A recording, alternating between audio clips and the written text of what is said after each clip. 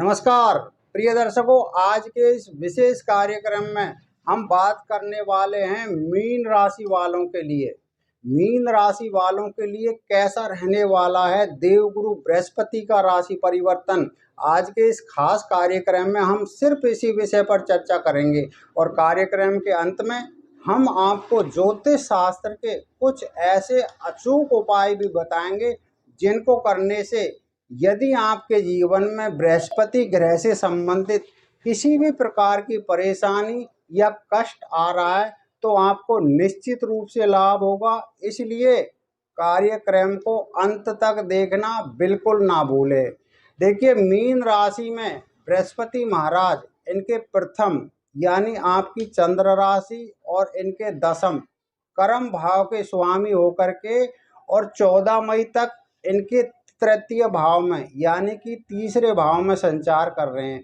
किंतु ये 14 मई को जैसे ही अपना राशि परिवर्तन करेंगे तो इनके तीसरे भाव से निकल के और इनके चौथे भाव पे जहाँ पे बुध की मिथुन राशि आती है उसमें ये गोचर करेंगे और इनके चौथे भाव में बृहस्पति देव 18 अक्टूबर तक विराजमान रहेंगे।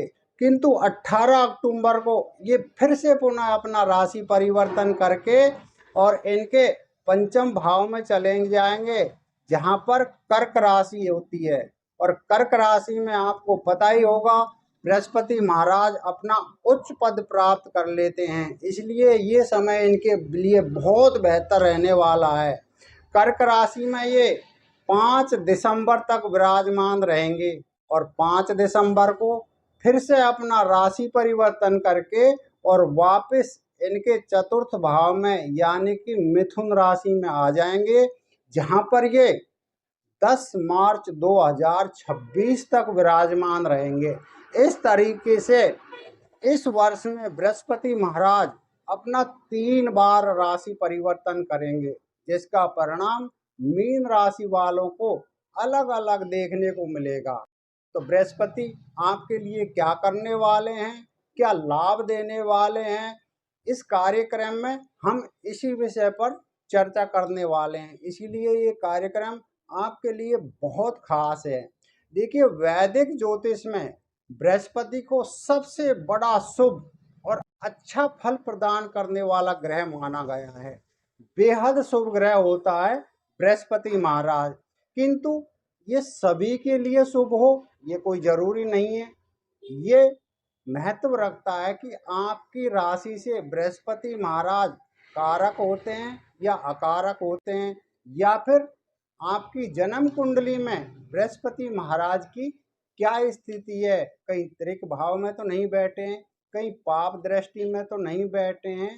ये परिणाम आपके ऊपर लागू होता है कब, जब गोचर में बृहस्पति महाराज आपकी चंद्र राशि से जिन जिन भावों में निकलते हैं। यदि शुभ है तो आपको लिए शुभ परिणाम मिलेगा, और यदि आपकी जन्म कुंडली में या आपकी राशि से अकारक होते हैं तो आपको कुछ परेशानियों का सामना करना पड़ेगा।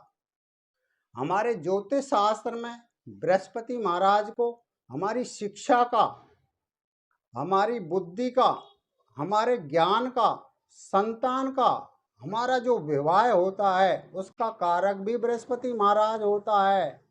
स्त्री की जन्म कुंडली में उसके पति का और पुरुष की जन्म कुंडली में उसके जीवन के सुखों का कारक होता है कौन, बृहस्पति देव। हमारी सुख समृद्धि, मान सम्मान और धन, इन सब का कारक माना गया है बृहस्पति महाराज को। बृहस्पति महाराज की 2 राशियां हैं, एक धनु और एक मीन। ये कर्क राशि में अपना उच्च पद प्राप्त करते हैं और मकर राशि में इनको नीचता मिलती है। हमारे शरीर में भी बृहस्पति महाराज हमारे लीवर का, हमारे पाचन तंत्र का, पेन क्रिया का और चर्बी का प्रतिनिधित्व करते हैं। इसलिए जन्म कुंडली में जिनकी में बृहस्पति खराब हो जाते हैं उनकी चर्बी बढ़ जाती है और शरीर मोटा हो जाता है, काफ़ी थुलथुला हो जाता है। मीन राशि वालों के लिए बृहस्पति इनके प्रथम और दशम दोनों भावों के स्वामी होकर के और 14 मई से इनके चतुर्थ भाव में संचार करेंगे। बृहस्पति मीन राशि के स्वामी होकर, यानी कि इनके प्रथम भाव के स्वामी होकर चतुर्थ भाव में जब गोचर करेंगे तो ये आपके लिए बेहद शुभ रहने वाला है। काल पुरुष की जन्म कुंडली में यदि हम देखें तो बृहस्पति महाराज जहाँ पर गोचर करेंगे उस भाव में वो उच्च पदवी प्राप्त करते हैं, क्योंकि कर्क राशि आती है जहाँ पर वो उच्च के होते हैं। बृहस्पति महाराज आपको क्या फल देने वाले हैं? जमीन जायदाद के मामलों में आपको वृद्धि होने वाली है। काफ़ी दिनों से प्रॉपर्टी खरीदने की सोच रहे किंतु नहीं ले पा रहे थे, कुछ अड़चने आ रही थी, दिक्कतें आ जाती थी, काम नहीं बन पा रहा, तो वो इस गोचर के दौरान आपका पूर्ण होने वाला है। माता से आपको विशेष लाभ होगा, क्योंकि चौथा भाव माँ का भी भाव होता है। भाई बंधुओं से आपको सहयोग मिलेगा। जो कन्नी काट रहे थे, भाइयों से हम सहयोग मांगते थे किंतु नहीं देते थे, लेकिन अब आपको पूर्ण सहयोग मिलेगा।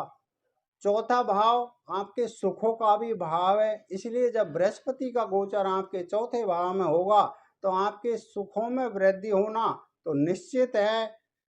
पद प्रतिष्ठा आपकी विशेष रूप से बढ़ेगी, जिससे आपके मान सम्मान में वृद्धि होगी।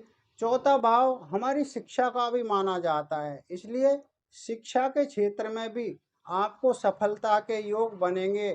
व्यापार के क्षेत्र में आपको विशेष लाभ होगा, जिससे आप भौतिक सुख सुविधाओं में अपना पैसा खर्च करोगे।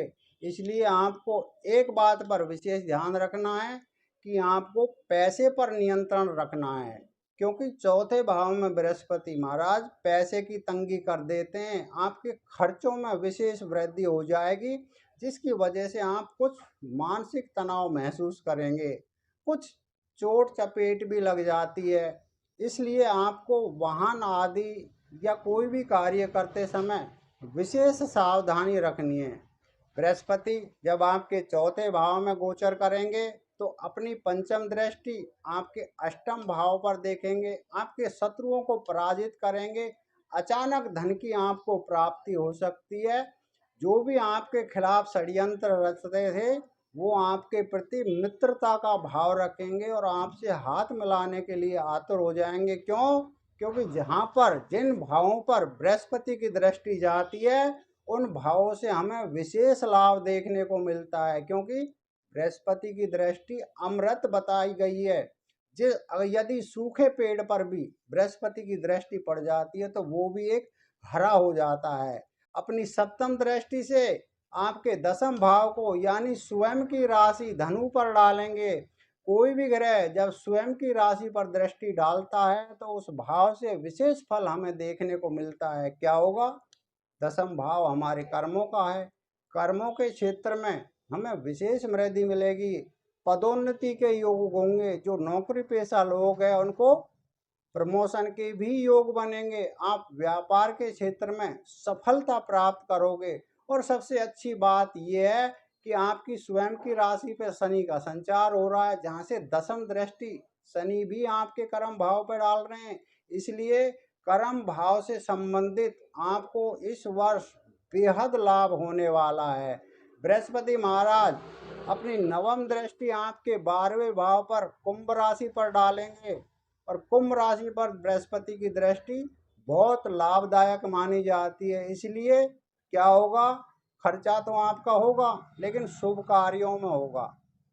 कुछ नींदों में समस्याएं उत्पन्न हो सकती है, इसलिए रात को समय से सोएं और अपने शरीर को आराम दें। 12वें भाव पे ही आपके पंचम भाव में से बैठे हुए मंगल अपनी अष्टम दृष्टि डालेंगे। इसलिए यदि आप विदेश में व्यापार करते हैं, आपका इंपोर्ट एक्सपोर्ट का कार्य है, तो आप अपनी बुद्धि के बल से ऐसे क्षेत्र में विशेष लाभ अर्जित करोगे। ऐसा फल देने वाले हैं आपको बृहस्पति महाराज। और जब ये 18 अक्टूबर से और 5 दिसंबर तक आपके पंचम भाव में उच्च के रहेंगे तो आपको उच्च शिक्षा में यानी कि आप हायर स्टडी कर रहे हैं तो आपको विशेष लाभ मिलेगा। यदि आप किसी प्रतियोगी परीक्षा की तैयारी कर रहे हैं तो इन 48 दिनों के अंदर आपको निश्चित रूप से सफलता मिलेगी, कोई मिटाने वाला नहीं है।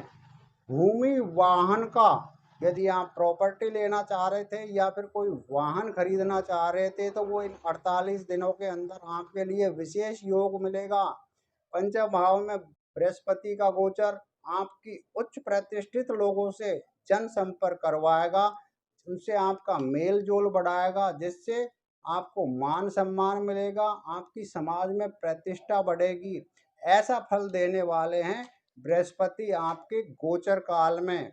और यदि जिन जातकों को बृहस्पति से संबंध किसी भी प्रकार की कोई पीड़ा, कष्ट या परेशानी आ रही है तो क्या करना चाहिए?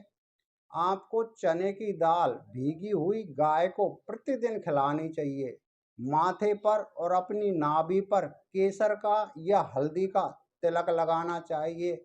मछलियों को तालाब के अंदर या नदी के अंदर आटे की छोटी छोटी गोलियां बना करके और प्रतिदिन डालनी चाहिए। साधुओं का अपमान नहीं करना चाहिए। अपने से बड़े जितने भी है उनका सम्मान करें, जितना हो सके वृद्ध व्यक्तियों के पैर छू करके उनसे आशीर्वाद ले। यदि आप ऐसा शास्त्रोक्त उपाय करते हैं तो आपको लाभ मिलने से कोई बचा नहीं सकता। और चाहे बृहस्पति आपकी कुंडली में या आपकी चंद्र राशि से कितना ही अकारक हो, आपको शुभ फल देने के लिए बाध्य हो जाएंगे। तो प्रिय दर्शकों, ये कार्यक्रम कैसा लगा, इस विषय में आप अपनी राय कमेंट बॉक्स में अवश्य बताएं। और यदि आप अपनी जन्म कुंडली का विश्लेषण या फिर किसी वास्तु समस्या का समाधान हमारी संस्था से कराना चाहते हैं तो आप स्क्रॉल में दिए गए नंबर पर कॉल कर सकते हैं या फिर डिस्क्रिप्शन से भी नंबर आप ले सकते हैं। तो यदि अभी तक आपने हमारा चैनल सब्सक्राइब नहीं किया है तो इस बार जरूर कर दीजिए, क्योंकि आने वाले वीडियो का नोटिफिकेशन सबसे पहले आपको प्राप्त हो। अगले कार्यक्रम में आपसे हमारी फिर मुलाकात होगी। कार्यक्रम को देखना बिल्कुल ना भूले। तब तक के लिए आज्ञा दीजिए। नमस्कार।